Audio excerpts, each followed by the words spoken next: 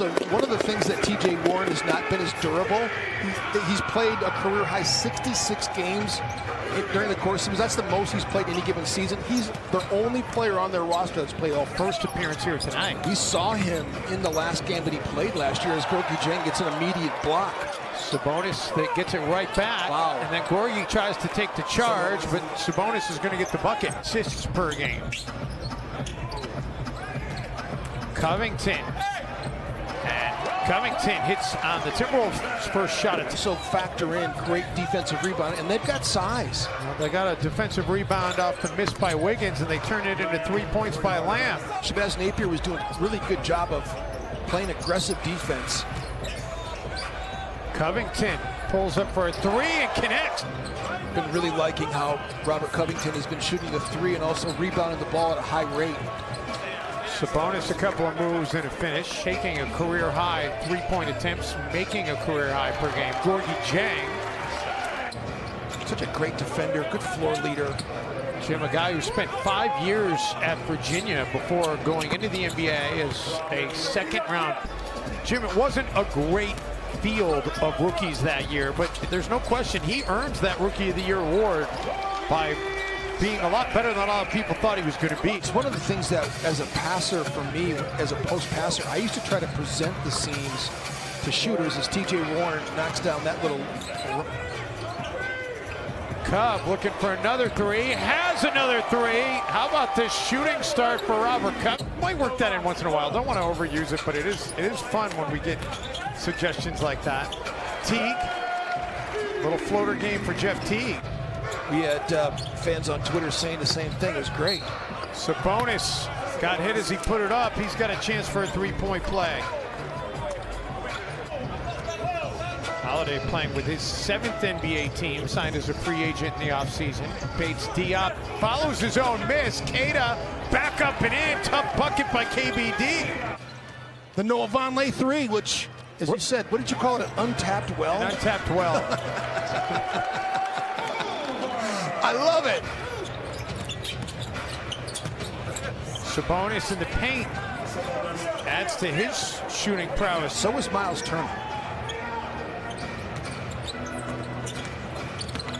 Sabonis again gets into the paint, and again another make for Sabonis. Sabonis has all the Pacers points in this second quarter. Naz Reid, who had 15 consecutive points. Timberwolves have surged ahead on the glass. And how about Culver, an offensive putback? Sabonis, man. He's just down there dealing. Bates Diop, shot clock under 5. Spin, fire, and hit.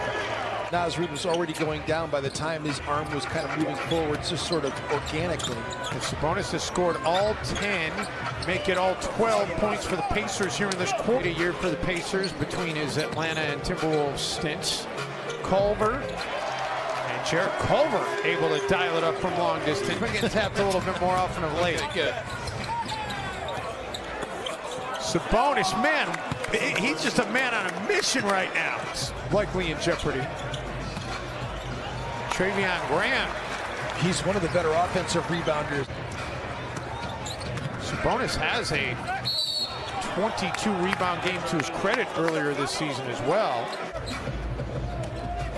Robert Covington may not, as Andrew Wiggins goes back door here and is able to score on Justin Howard's off turnovers. It's just that they haven't been able to make it count. They won that battle against Oklahoma City. As Miles, he rivals Robert Covington up there as shooting at the highest in the league. Holiday tried to go for a charge, no call. Wiggins with a finish as a result. Was there to nail help, getting strips, getting pokeaways. Timberwolves sloppy with the basketball. The Pacers take it away. Justin Holiday, 3.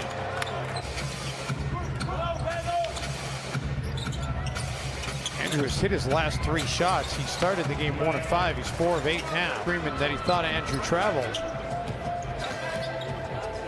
Okogie, baseline drive. Oh, that is a baseline drive and a flush to finish. Brogdon.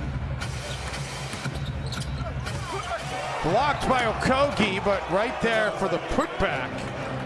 I'm going to guess that's Rudy Gobert. Exactly. Just going to say, I was hoping Minnesota would be able to get that rebound. Covington,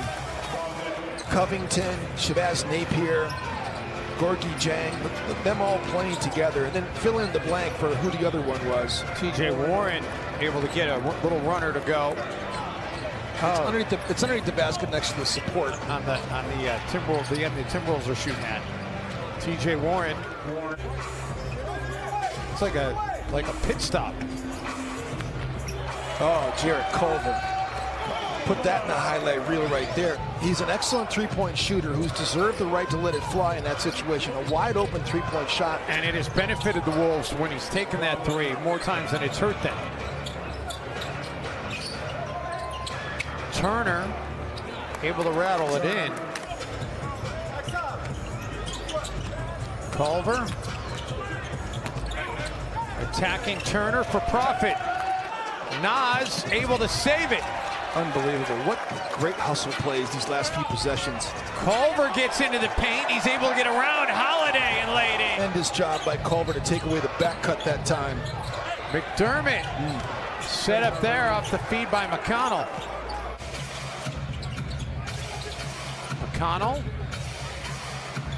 And McConnell promptly gets the lead back for tough Indiana. Shot. TJ Warren had a really important sequence against his old team, the Philadelphia 76ers, last game where he made a big bucket, came back and stole the ball from Raul Neto as Jeff Teague knocks down a big triple. 15 on the night for Keita Bates-Diop. Wolves benched 5 of 6 from 3 as the Pacers get it.